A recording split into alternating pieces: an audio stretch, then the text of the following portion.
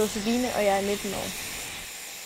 Da jeg havde OCD for nogle år siden, havde jeg utrolig mange tvangstanker og tvangshandlinger.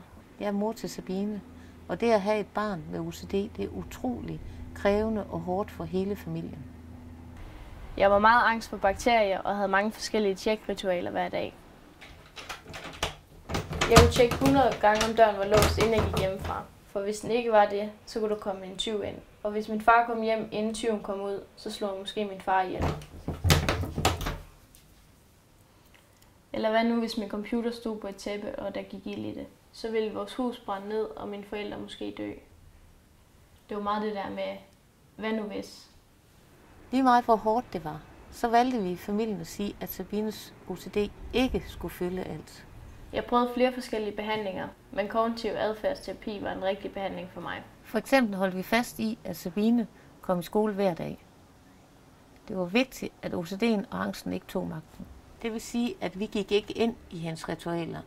Men havde hun lidt overskud, så pressede vi hende til at gå imod hendes ritualer. Mit råd er at være åben, når man har et barn, der har OCD. Søg professionel hjælp og aldrig give op. Mit råd til OCD-ramte og pårørende er at være åben omkring det.